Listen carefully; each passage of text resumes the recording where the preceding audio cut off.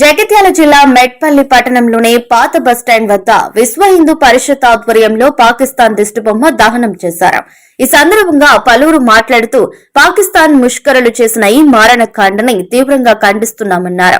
తినడానికి తిండి లేక అల్లాడుతున్న పాకిస్తాన్ భారతదేశంలో అస్తిత్వాన్ని దెబ్బతీసే ప్రయత్నం చేస్తుందన్నారు.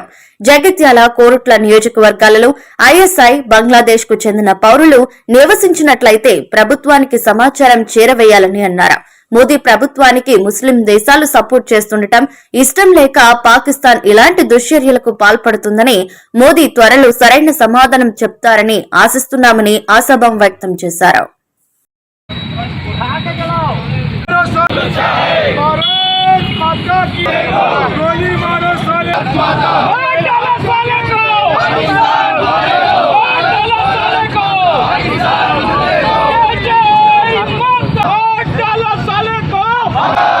పాకిస్తాన్లో తాగేయడానికి నీళ్ళు లేవు. వాస్తవంగా ఈరోజు పాకిస్తాన్లో వాటర్ బాటిల్ కొనుక్కోవాలంటే 150 రూపాయలు వెచ్చించవలసిందే.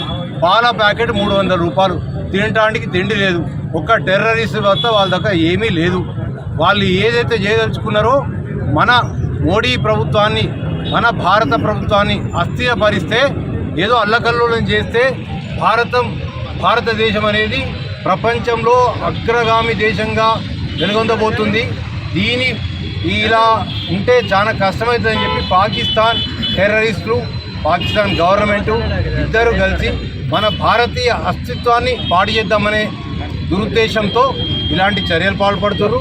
దీనికి అమిత్ షా కానీ, మోడీ కానీ మన దగ్గర ఉన్న ఏదైతే మన భారత రాజ్యాంగ ప్రకారం మన వాళ్ళు దీన్ని జాగ్రత్తగా చూసుకుంటారు. దీనికి ఆన్సర్ ఇస్తారు. ఖచ్చితంగా పాకిస్తాన్ టెర్రరిస్టులు ఎవరిని విడిచిపెట్టేయలేదు. దానికి హిందూ సమాజం అంతా ఏకం కావాలి.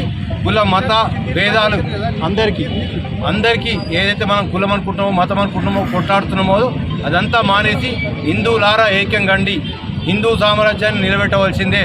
అంటే మనం దాదాపుగా ఇక్కడైనా కానీ మన ముస్లిం సోదరులు కోరేది ఏంటంటే జగిత్యాల జిల్లాలో కొరుట్లలో కానీ, జగిత్యాలలో కానీ ఏదైతే ఐఎస్ఐ సంబంధం ఉన్న పౌరులు ఉన్నారో, పాకిస్తాన్ సంబంధించిన బంగ్లాదేశ్ పౌరులు ఉన్నారో వాళ్ళను గవర్నమెంట్కి పట్టించే విధంగా మోడీ గారి ఆచరణ నచ్చి మోడీ ఏదో చేయడం జరుగుతుంది.